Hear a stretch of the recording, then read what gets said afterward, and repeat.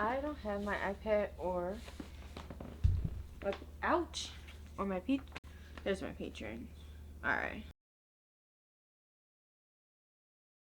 Why do I need my iPad? Because I had to take notes on this subject we're going to talk about today. And I have my glasses, my blue light glasses on because I was just watching TV. And then I'm going to be staring at my iPad. And then I'm going to be editing after this. So. Put my peach rings right there. My iPad's ring right here. Okay. So first things first. A little life update.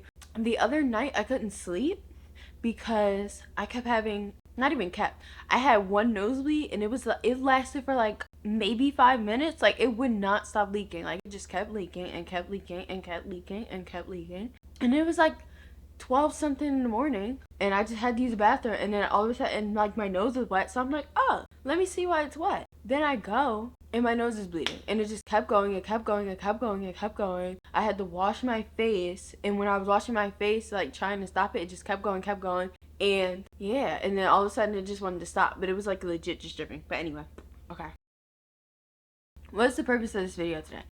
If you couldn't tell by the title, today we're talking about why I didn't go to college. I'm trying to make this video as short as possible because like I'm just trying to address the questions that I've been asked about not going to college, you know? I've been asked by friends, family, co-workers, anybody under the sun why I didn't go. So we're gonna address all that in this video. Not that I don't have to talk about it anymore, but it's like I'm trying to give people I'm trying to give people a general idea of why I didn't go, because I keep telling people the answer and I feel like they're not accepting it. So this is like the PSA. This is the official PSA.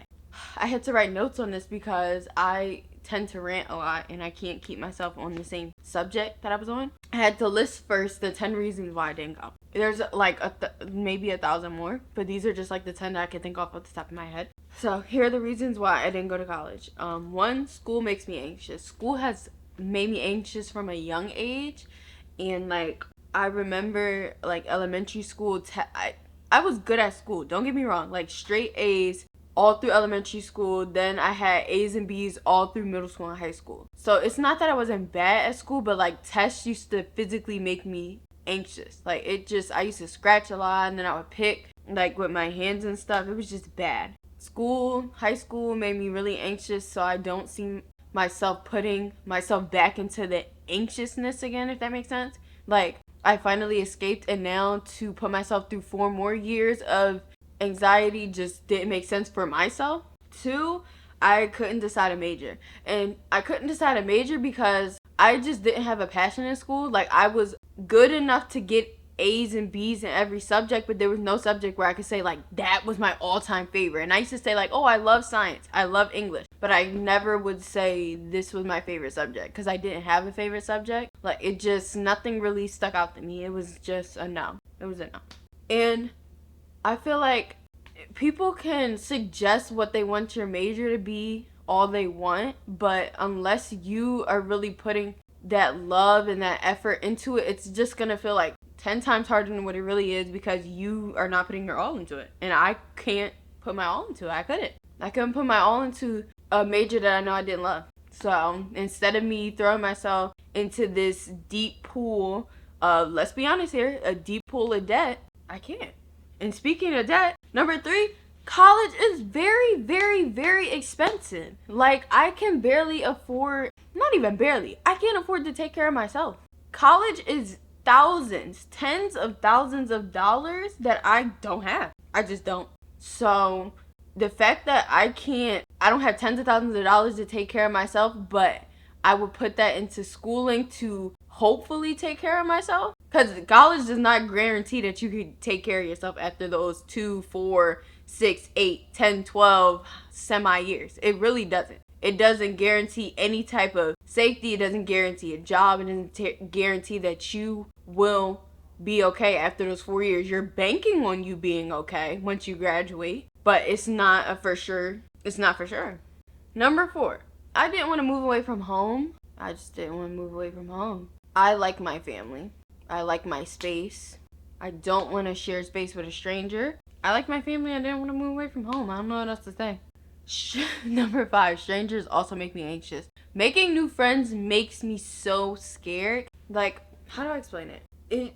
Strangers just, talking to people I don't know just makes my heart pump, and it makes me scared. And I don't know if it's scared of what they might think of me, or scared of like what their thoughts are of me going through their head at that exact moment when I talk. I don't know what it is. It's just they scare me.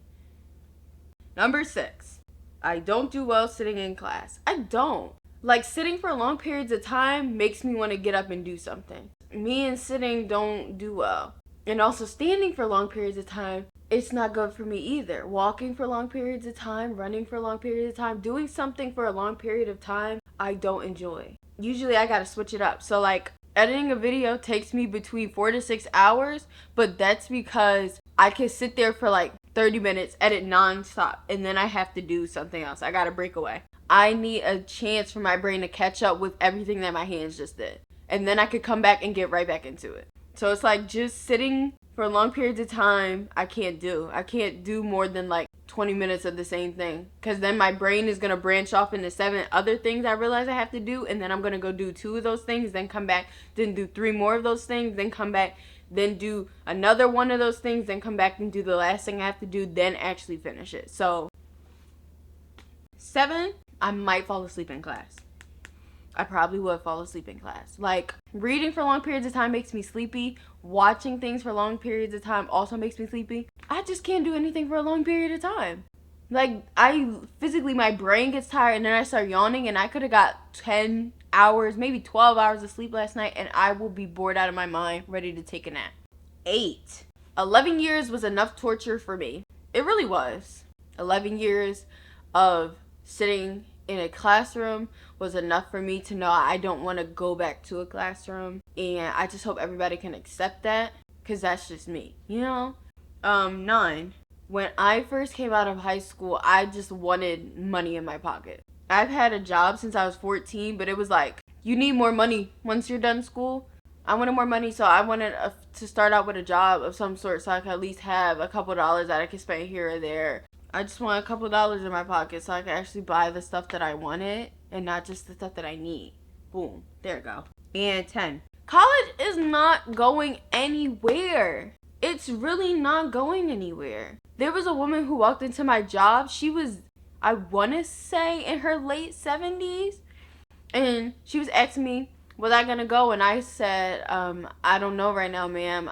I'm 18. I feel like I should have been decided if I'm gonna go or not. And she said, well, if it makes you feel any better, I think she was 80. I want to say she was 80. Let's say late 70s, early 80s. She said, I'm going back to college. I start in, I believe, late September.